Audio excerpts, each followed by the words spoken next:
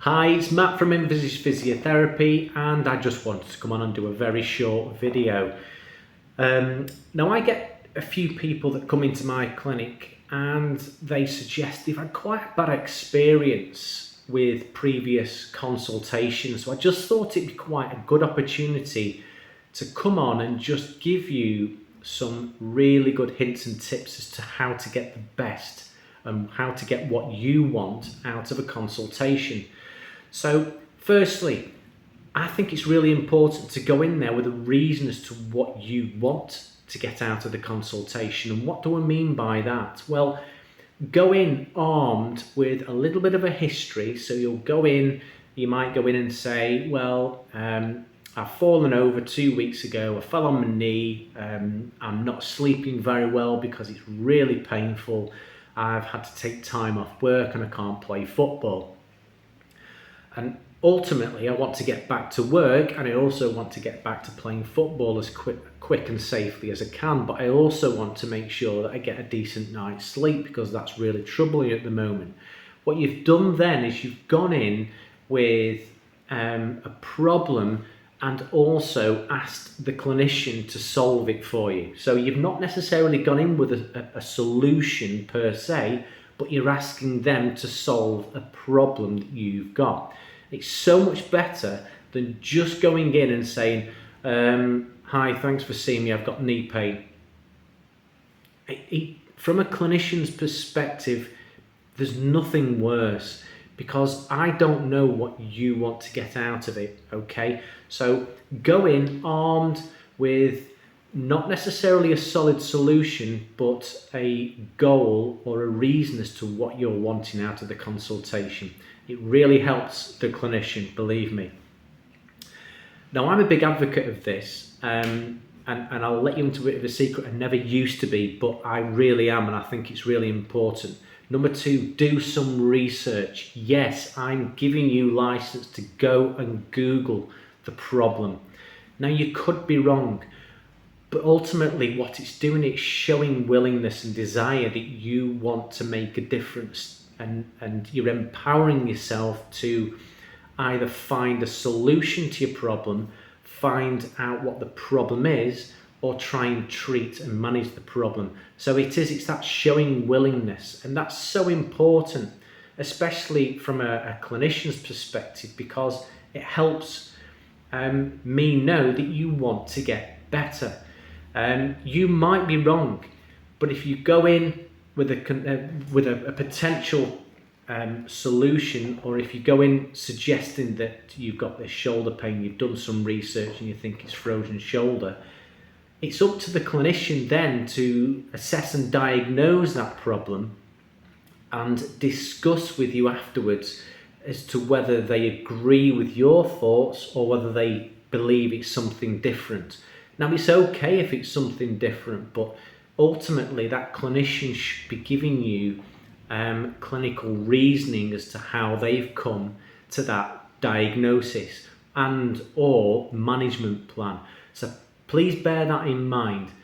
Okay, so they should be able to tell you and educate you as to what they think it is, how they've come to that decision, and how best it is to manage it.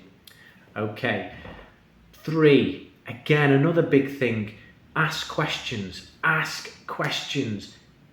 It's your consultation, okay? It's not mine, it's not the clinician's, it's your consultation.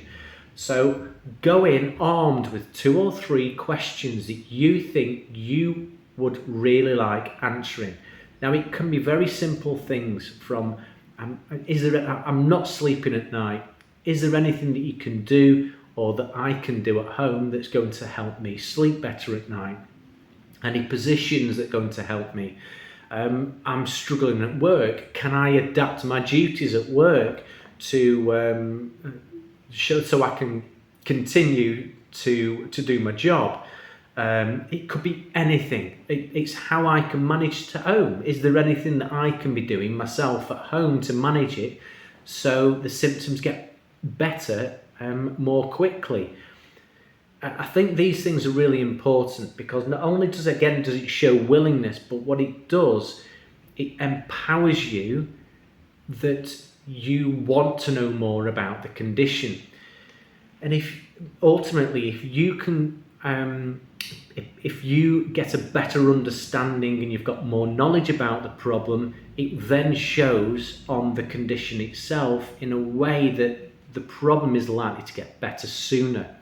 Okay, so plus you'll walk out of the door a lot happier knowing that you've been listened to and that they've answered the questions that you want. Okay, 3, ask questions. Number 4, yes, be polite and respectful. Don't go in like a bull in a china shop. So if you've already done the first 1, 2 and 3 things here, then it's unlikely that you're going to go in like a bull in a china shop, and you will go in a polite, respectful manner. That being said, the clinician is just like you. Don't hold them on a pedestal. Please don't do that. Why? Because in essence they're not. There's no difference between them and you, apart from they've got a little bit more clinical knowledge, and that's why you've gone to them for them to offer some guidance and advice. So go in there in a polite, calm, respectful manner. Go in there with some questions, with a potential problem that you've got and what you would like resolving, and build a rapport up with the clinician, because you'll get so much more out of it, trust me. And I think one of the final things is get clarity. Again, it's your consultation. Once you've walked out that door, you probably won't feel as though you want to go back through that door unless you're going for a follow-up review. Then you'll start thinking, oh God, I wish I'd asked this question, I wish I'd asked that question.